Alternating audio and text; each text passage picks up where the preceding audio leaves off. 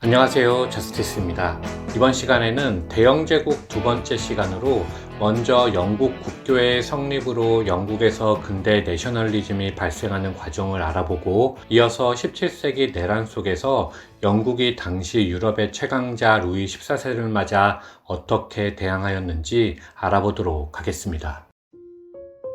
17세기 시민혁명을 이해하기 위하여 영국 기독교의 분열을 간략히 알아보도록 하겠습니다. 엘리자베스 여왕의 아버지인 헨리 8세는 아들을 낳지 못하던 첫 번째 왕비 캐서린과의 이혼을 원하였는데, 교황 클레멘스 7세는 이를 허락하지 않았습니다. 그 이유는 캐서린은 당시 스페인과 독일, 오스트리아, 저지대, 시칠리아 등 프랑스를 제외한 유럽 주요 지역을 대부분 차지하고 있던 신성로마 제국 황제 카를 5세의 이모였고, 교황의 자금 원천이 바로 카를 5세였으므로 그의 의사를 거스를 수가 없었기 때문이었죠. 하지만 헨리 8세 역시 카를 5세 못지않은 야심가였습니다. 그 역시 자신의 아들을 신성로마 제국의 황제에 등극시킴으로써 자신이 이루지 못했던 황제의 꿈을 실현하고 싶었습니다. 영국과 달리 대륙에는 살리카법이 존재하여 신성로마 제국의 황제는 반드시 남성만이 계승할 수 있었기 때문에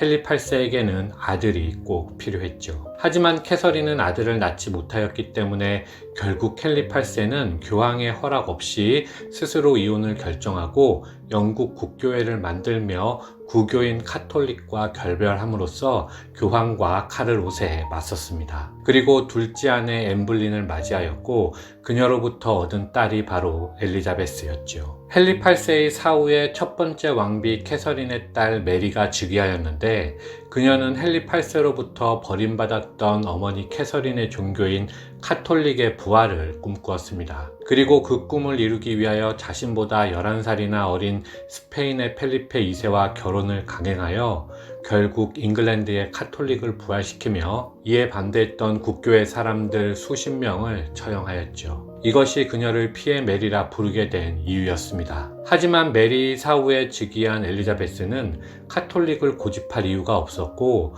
오히려 아버지의 영국 국교회를 이어받아 이를 구심점으로 활용하며 영국의 종교개혁을 완성하였습니다. 이제 영국인들은 구교인 카톨릭은 물론이고 칼뱅파 신교인 청교도와도 다른 자신들만의 고유한 기독교를 가지게 되었는데, 이것은 작게나마 영국인들에게 근대 내셔널리즘의 의식을 처음으로 형성시키는 중요한 결과를 가져왔습니다. 따라서 엘리자베스 여왕 시기는 지난 편에서 말씀드린 바와 같이 스페인의 무적 함대를 격파하는 군사 외교적 우위뿐만 아니라 사상적으로 근대 국민국가로 발전하기 위한 토대를 먼저 선점했다는 점에서도 중요한 의미를 가진다 하겠습니다. 다만 영국 국교회는 종교개혁 차원에서 볼 때에는 카톨릭을 철저히 비판하지 못하고 많은 부분에 카톨릭의 잔재가 남아 있었는데, 이런 국교회의 문제점을 시정하고 청정한 교회를 만들자는 또 다른 교파가 바로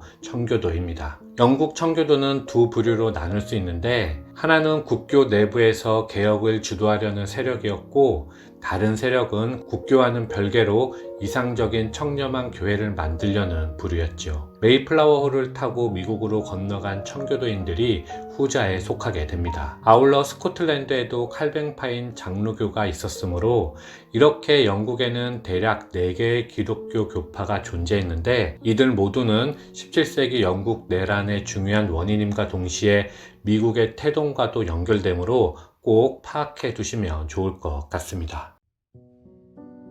엘리자베스 여왕이 스페인 무적 함대를 격파한 후 스페인 왕위계승 전쟁까지의 17세기 영국은 내란의 소용돌이 속에서 커다란 성공과 참담한 실패를 반복적으로 경험하는 한편, 적절한 외교와 군사력을 통하여 강력한 외부의 적도 상대하면서 대영 제국의 전통을 형성해낸 중요한 시기입니다. 먼저 17세기 영국 역사를 빠르게 스킵해보면 그림과 같이 3번의 영광과 2번의 좌절로 축약할 수 있습니다. 3번의 영광은 무적 함대를 격파한 엘리자베스 여왕과 청교도 혁명 그리고 명예혁명의 성공이 되겠고, 두 번의 좌절은 엘리자베스의 튜더 왕조를 계승한 스튜어트 왕조의 4명의 남성 군주 시대라 할 수 있겠죠. 엘리자베스 1세는 스페인의 무적 함대를 격파하며 17세기를 화려하게 열었지만, 그녀가 사망한 후 즉위한 스튜어트 왕조의 제임스 1세와 찰스 1세는 종교, 재정, 외교 등 여러 측면에서 의회와 대립하며 미시적으로는 영국의 발전을 후퇴시키는 결과를 낳았습니다. 하지만 크로멜의 의회군이 왕당파에 승리하고 찰스 1세가 처형되면서 공화정이 성립하여 영국은 의회 민주주의를 확립할 수 있는 또 다른 기회를 잡았죠. 이렇게 청교도 혁명이 성공하였지만 크로멜이 의회를 해산시키고 청교도에 입각한 금욕적 독재 정치를 추진하면서 영국의 공화정 정착을 방해하였습니다. 따라서 그의 사후에는 영국인들은 안정적이고 합법적인 왕정 복구를 원하였고, 그 결과 스튜어트 왕조가 부활하여 찰스 2세와 제임스 2세가 연속해서 즉위하였죠. 그리고 두 군주 역시 이전 스튜어트와 마찬가지로 전제 정치를 강화하고 국민들에게 카톨릭만을 요구하면서 영국은 또다시 내란에 휩싸이게 되지만, 결과적으로는 17세기 후반 오렌지공 윌리엄 3세에 의하여 명예혁명이 성공하여 의회의 다수당이 내각을 구성하고 행정을 책임지는 내각 책임제가 확립되며 영국은 역사상 최초의 근대 국민국가로 도약할 수 있는 발판을 마련하게 됩니다.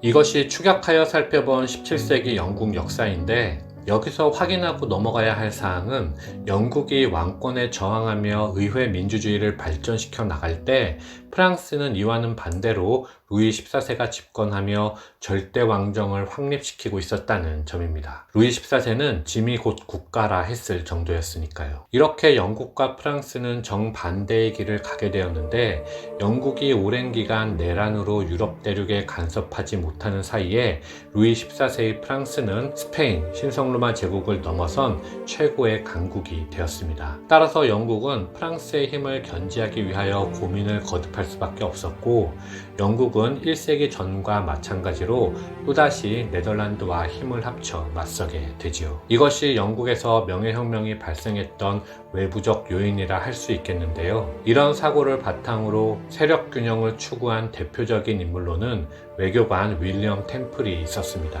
그는 17세기 중반 펼쳐졌던 영란전쟁에 빨리 종지부를 찍고 프랑스 전제 왕권에 대항하기 위하여 영국은 근대 의회 제도를 확립하고 네덜란드와 세력 균형 외교를 통하여 국내와 국제 문제를 풀어야 한다고 호소한 인물이었습니다. 아직 권력에 순종하기 쉬운 왕정복고 시대의 영국에서 이런 근대적이며 내셔널리즘적 사고를 갖춘 인물이 존재했다는 것은 영국의 큰 자산이었죠. 그리고 그가 영불 동맹을 주장했던 재상 헨리 코벤트리를 비롯하여 다른 외교관들이 별 수 없이 보여주었던 루이 14세에 대한 추종을 거부하고 교육을 통하여 자신의 생각과 닮은 젊은 외교관들을 양성했다는 것이 17세기 영국이 내란을 겪으면서도 절대 강자 프랑스의 영향력에서 벗어날 수 있었던 힘이라 하겠습니다. 그리고 영국은 그 힘을 바탕으로 9년 전쟁을 비롯하여 스페인 왕위계승 전쟁 등 20년에 걸쳐 프랑스와의 전쟁을 치르겠다는 결단을 내릴 수 있었으며,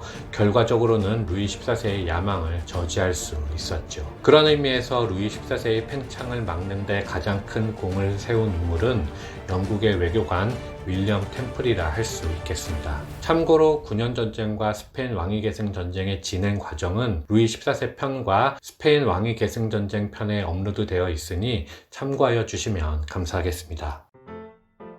1660년대가 되면 루이 14세의 프랑스는 중상주의가 꽃을 피우며 본격적인 팽창 정책의 시대로 들어섭니다. 이런 프랑스에 어떻게 대처할 것인가 하는 것은 당시 영국으로서는 국가적 운명이 달린 문제였죠. 17세기 시민혁명의 파도 속에서도 영국은 절묘한 세력균형 외교를 통하여 이에 슬기롭게 대처하며 프랑스의 욕망을 꺾을 수 있었습니다. 이런 영국의 세력균형 외교의 원칙은 이후 제2 2차 세계대전 때까지 부동의 국가 목표로 일관되게 추진되게 되는데요. 다음 시간에 또 다른 사례를 통하여 대영 제국의 외교력을 조망해 보도록 하겠습니다. 이상 마치겠습니다. 감사합니다.